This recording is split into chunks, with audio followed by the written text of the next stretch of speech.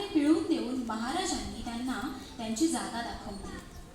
असं असलं तरी खंडू पाटलांनी महाराजांकडे मुलगा मागितला. महाराज म्हणाले, मी ईश्वराकडे नक्की प्रार्थना करेन, कारण आज तू लीन होऊन मुलाची भीक मागत आहेस. पण मुलगा झाल्यावर आमरसपुरीचं भोजन देण्यास सांगितले. नंतर खंडू पाटलाला मुलगा झाला आणि त्याने ठरल्याप्रमाणे आमरसपुरीचं भोजन दिलं. अजूनही ही प्रथा शेगावात सुरू आहे. गुरु परमात्मा परेशु ऐसा ज्याचा दृढ विश्वासू, देवतयाचा अंकिला स्वये संचरा त्याचे घरा. म्हणोनी जाणते न गुरु भजिसे, म्हणोनी जाणते न गुरु भजिसे, तेणे कृतकार्य होईजे, जैसे मूळ सिंचने सहजे, शाखा पल्लव संतोषते. ज्याप्रमाणे मुळांना योग्य खतपाणी घातल्यावर त्या झाडाला पालवी फुटते, त्याप्रमाणे योग्य गुरुची भक्ती केली तर आपलं जीवन सार्थकी लागतं. माणसाला उत्कर्षाची वाट दाखवून त्याच्या आयुष्याला खरा अर्थ प्राप्त करून देण्याचं कार्य गुरु करतात. पण मंडळी, प्रत्येकाला गुरु उमगेलच असं नाही. म्हणून तर नेती नेती शब्द न ये अनुमाना आणि चारी श्रमले, ऋग्वेद यजुर्वेद सामवेद अथर्ववेद, चारी श्रमले परंतु न बोलवे काही.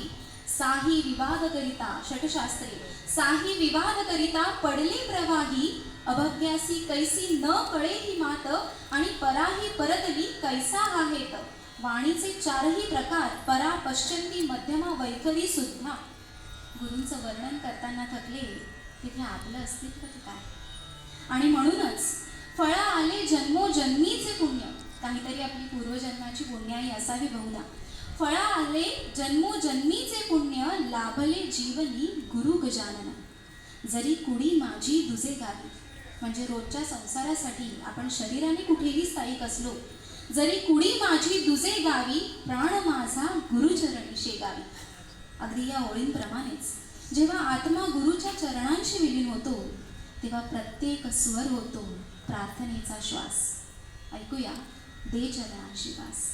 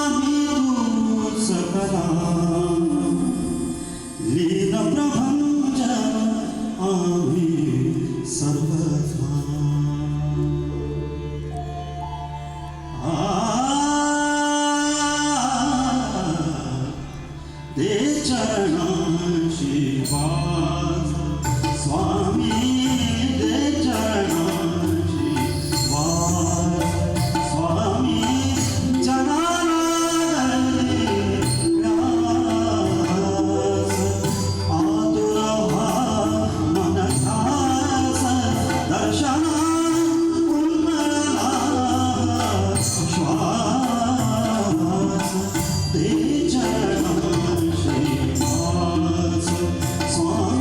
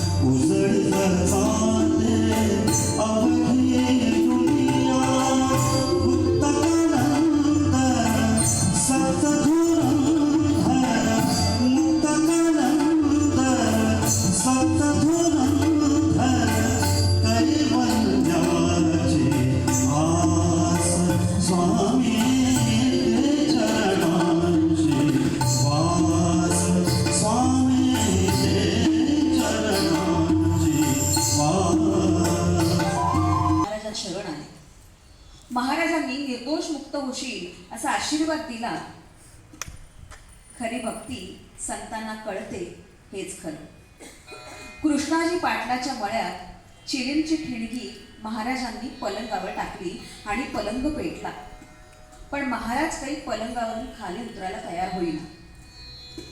शेवटी त्यांनी ब्रह्मगिरी गोसाव्याला बोलावलं आणि त्याला नैनम चिद्दंती म्हणजे या आगीत येऊन स्वतःला वाचवायला सांगितलं. गोसाव्याला आपली चूक कळली. महाराज पलंगावरून उठले आणि पलंग कोसळला. गोविंद बुवांच्या खोडकर घोड्याला खाली झोपून घोड्याला शांतते करतात. त्यानंतर गोविंद बुवा म्हणतात, अचिंत्य जगताप्रती कृती तुझी न कोणाकडे, असो खरही केवढा तव कृपे सुमार्गी वळे. उणे पुढती ये तुझ्या खचित रत्न चिंतामणी, शिरी सतत माझी या वरदहस्त ठेवा झणी. पशु पक्षी किंवा जनावर सुद्धा संतांचे महत्त्व जाणतात हेच खरं. बाळापूर गावातील बाळकृष्ण आणि पुतळाबाई वय झाल्यामुळे सज्जनगडाची वारी करू शकत नाहीत म्हणून अत्यंत दुःखी होते. तेव्हा रामदास स्वामी त्यांच्या स्वप्नात येतात आणि सांगतात, यावर्षी तू येऊ नकोस, मीच तुझ्याकडे येईन. आणि महाराज रामदास स्वामींच्या रूपात येऊन त्यांना दर्शन देतात. कधी गजानन कधी रामदास पाहून ते दाम्पत्य कृतज्ञ होतं. प्रापंचिक या चिंता देवा, कितीक साहो तरी काजळले मन घेऊन आलो तुमच्या द्वारी. परी तुम्हा देखता अंतरात्मी शांत शांत झालो. गजानन हो तुम्हा पाहता तुमचाच मी झालो. तुम्हा पाहता तुमचाच मी झालो.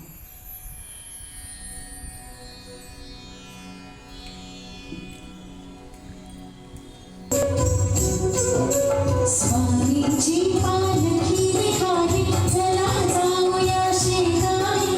स्वामीची पालखी विहारी चला जाऊया शेजारी. मेघडंबरी सुमनदलाचे झुकले सुंदर लाटा. सुवासिक आहे वाऱ्यात स्तोत्र तुझे सर्वथा. ते झुकवू अपुरा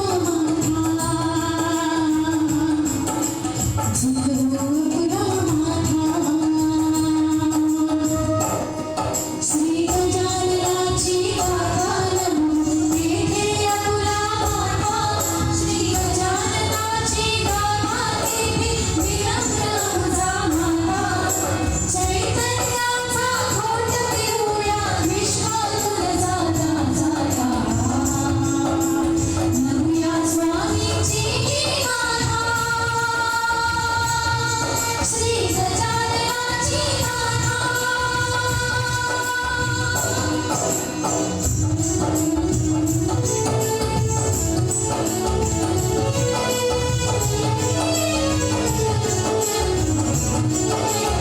आपल्या स्वरांतून आणि सुरांतून मांडणारे आपले हे सगळे गायक श्रुती शिंदे, करिश्मा आठवले, वैभव पटवर्धन, मेघना काळुंद्रेकर आणि प्रशांत काळुंद्रेकर. संगीताचा एक अविभाज्य भाग म्हणजे वाद्य. ही सर्व आपली वादक मंडळी आहेत ज्यांच्यामुळे ही सर्व गाणी आपल्या मनापर्यंत पोहोचत आहेत. सिंथेसायझर राज सिनलकर, संवादिनी अमृता सतपाळ, ऑक्टोपॅड कुणाल कालेकर, हॅन्सॉनिक आर्यन पाटील आणि या सांगीतिक मैफिलीत अगदी कौशल्याने साथ देणारे तबला आणि पखवाज वादक अर्चित जोशी आणि साईराज नवले. अनेक छोट्या छोट्या वाद्यांतून या सांगीतिक मैफिलीत रंग भरणाऱ्या साईड रिदमचं कौतुक करूया. साईड रिदम वेदांत कालेकर आणि आपल्या बासरीच्या सुरांनी सर्व प्रेक्षकांचं लक्ष वेधून घेणारा सुमधुर बासरी वादक आकाश सूर्यवंशी. या संगीतमय पारायणात शब्दरूपी धुरा सांभाळणाऱ्या निवेदिका तपस्या नेवे आणि या सगळ्यांचे सहकारी मी कांचन टाकसाळे. मंडळी, ही सर्व झाली व्यासपीठावरील कलाकार मंडळी. पण आमचं काम तुमच्यापर्यंत येण्यासाठी मागेही बरीच मेहनत घेतली जाते. त्या सर्व पडद्यामागच्या कलाकारांची ओळख करून घेऊया. अध्यायातील सर्व कथा श्रोत्यांना समजतील अशा सोप्या पद्धतीने आणि सहज भाषेत विवेचनातून अर्थबोध करून देणारे निरूपण लेखक प्राध्यापक डॉक्टर प्रदीप ढवळ. या सर्व गीतातील शब्दांचे जादूगार अर्थात गीतकार प्राध्यापक अशोक बागवे. आणि हे सर्व शब्द संगीतबद्ध केलेत कौशल इनामदार यांनी. ही सर्व संगीतबद्ध केलेली गाणी खुलवण्याचं आणि सजवण्याचं काम अगदी कौशल्याने करणारे संगीत संयोजक ओंकार घैसास आणि वैभव पटवर्धन. रवी नवले सरांचे विशेष आभार. रंगमंच व्यवस्था सार्थक मयेकर. साऊंड पराग जोशी. व्यवस्थापक सुनील जोशी. सूत्रधार सुरेश भोसले. निर्माते हेमंत सोनावणे आणि हर्षद शिंदे. आणि कार्यक्रमाचे दिग्दर्शक आणि आम्हा सर्वांचे मार्गदर्शक प्राध्यापक मंदार टिल्लू सर. या सर्वांच्या एकत्रित परिश्रमातून घडलेली ही सुरेल मैफल गीत गजानन. आणि या सगळ्यातला महत्त्वाचा भाग म्हणजेच अर्थात तुम्ही सर्व प्रेक्षक. एकदा तुम्हा सर्वांसाठी जोरदार टाळ्या. मंडळी, एक श्लोक आहे. ज्ञानम परम कृत सर्वे सर्वा. तू गुणातीत तूच देहातीत सच्चिदानंद रूप सर्वोत्मक. नाम आणि नाद तूची एक धाम. नाम आणि नाद तूची एक धाम मनाचे उन्मन गजानन. आत्माराम भिकाजीच्या घरी दर्शनाला आलेल्या गणेश आप्पाच्या मनात महाराज आपल्या गरीबाच्या घरी यावेत अशी मनोमन इच्छा असते. भक्तांच्या मनातला भक्तिभाव महाराजांना लगेच कळतो आणि महाराज गणेश आप्पाच्या घरी जातात. संतांच्या पुढे गरीब आणि श्रीमंत असा कोणताही भेद नसतो. महाराज आपल्या भक्ताला म्हणजे बाळाभाऊला मारून भास्कर पाटलाचा हेतू कसा वाईट होता हे दाखवून देतात. सुखलाल अग्रवालची द्वाड गाय महाराजांच्या जवळ आल्यावर शांत होते आणि महाराज तिला तिथंच ठेवून घेतात. अजूनही त्या गायीचे वंशज शेगावात आहेत. लक्ष्मण पुढेचा पोटाचा आजार खाल्लेला आंबा देऊन बरा करतात. पण जेव्हा तो आपली संपत्ती कुरवाळतो तेव्हा तुझी संपत्ती समूळ निघून जाईल. माझे माझे म्हणशील भले भोग आता त्याची पळे असं सांगून महाराज निघून जातात. काही महिन्यातच त्याची संपत्ती त्याच्याच दांभिकपणामुळे नष्ट होते. मी इथे येऊन तुला दुप्पट धनसंपत्ती देणार होतो, परंतु ते तुझ्या प्रारब्धात नाहीये. कवण दिस येईल कैसा न कळे संपत्तीचा भरवसा. कवण दिस येईल कैसा न कळे संपत्तीचा भरवसा. 14 चौकळीचा लंकापती त्याची कोण झाली होती. भास्कर पाटलाला श्वानदंश होतो तेव्हा महाराज त्याला म्हणतात संचित प्रारब्ध क्रियामान. हे भोगल्या वाचून याबद्दल जीवा लावून सुटका होणे मुळीच नसे. वद्य पंचमीच्या दिवशी भास्कराला वैकुंठ गमन करायला महाराज सांगतात. भास्कर वैकुंठात गेल्यामुळे पुढील एक तप कावळ्यांना या ठिकाणी न येण्याचा आदेश देतात. गणू जवाराला मिसरी जेव्हा सुरुंगाची वात पेटवायला पाठवतो तेव्हा वात पेटते आणि गणू एका दगडाच्या कपारीत पडून महाराजांचं नामस्मरण करतो आणि महाराज त्याला अभय देतात. भक्तांसाठी संत कसे आणि कुठे येतील हे सांगता येणं कठीण.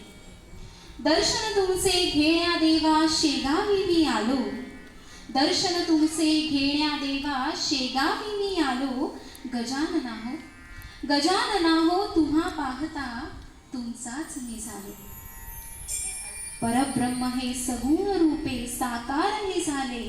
शेगावीच्या भूमीवरी गजानन आले. तेजो निधी जणू तुम्हा पाहता दिपून मी गेलो. गजानना हो तुम्हा पाहता तुमचाच मी झालो. मंडळी, ज्या भूमीवर संतांचा स्पर्श होतो ती भूमी पावन होते आणि जेव्हा शेगावात भरती येते तेव्हा भक्तीची लाट सर्वत्र उसळते. आपण ऐकूया.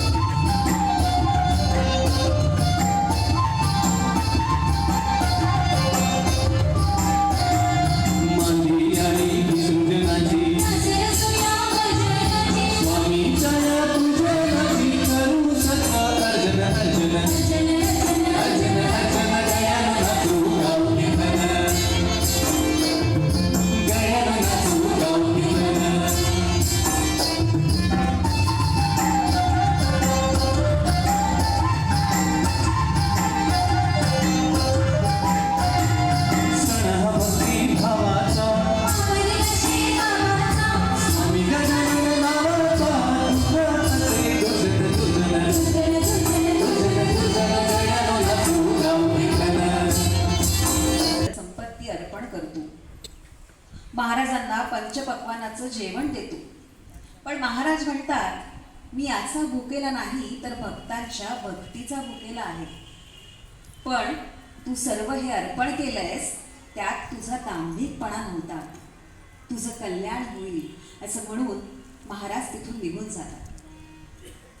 पुढे पितांबराचे फाटके धोतर बघून महाराज त्याला अंगावरचा दुपेटा देतात आणि तो नेसायला सांगतात. पण बाकीच्या भक्तांना मात्र त्याचा मत्सर वाटतो, म्हणून महाराज पितांबराला मठ सोडून जायला सांगतात. पण महाराजांना माहीत होतं की हाच माझा खरा भक्त आहे. पितांबर बाहेर पडून कोंडोलीला एका झाडावर चढतो. गावकरी हे बघतात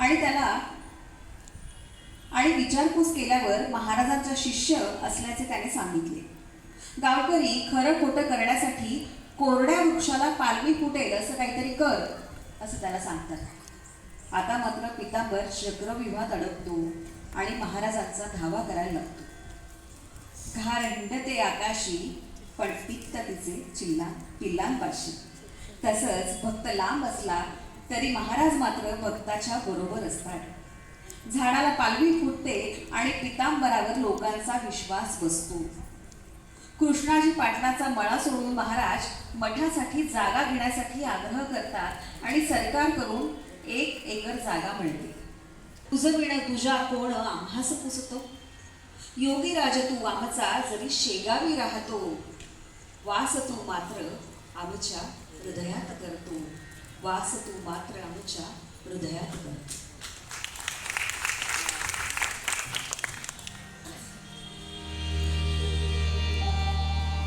तुझ्या दर्शना इथवर आलो, तुझ्या भक्तीचा भावच झालो, आशिष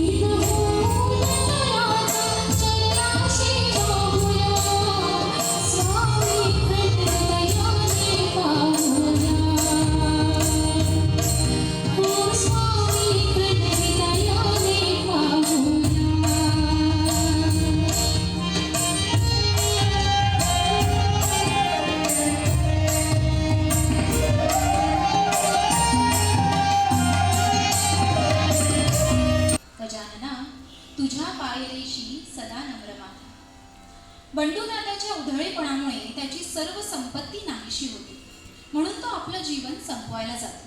तेव्हा महाराज त्याला सांगतात की तुझ्याच शेतात तुला 3 फुटावर धन सापडेल, पण तू ते उधळू नकोस.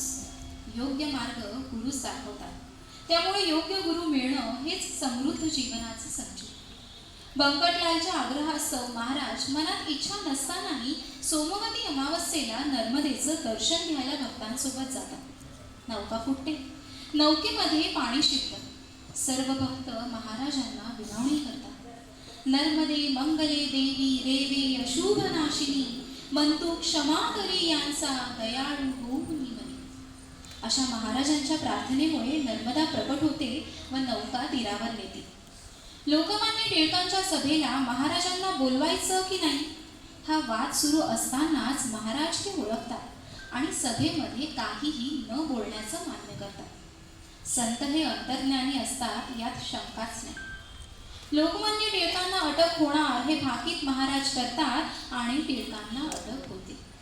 त्यांचे अनुयायी महाराजांना भेटतात तेव्हा प्रसाद म्हणून भाकरी आणि याच शिक्षेमुळे काहीतरी महान कार्य टिळकांकडून होईल असा आशीर्वाद देतात. याच शिक्षेत टिळक गीता रहस्य हा ग्रंथ लिहितात. प्रयत्नांती परमेश्वर म्हणतात ना, तेच खरं आहे. गणगण गणात गोते हे भजन प्रिय गुरुवरा, जोडोनी दोन्ही हात नित्य प्रातः काळी स्वरा. प्रामाणिक निष्ठा सचोटीने मग कर्म आपुली करा. प्रामाणिक निष्ठा सचोटीने मग कर्म आपुली करा. सन्मानाने जगण्याकरिता मार्ग कर्मभक्तीचा हा करा. ऐकूया प्रकट जाहली स्वामींची स्वारी.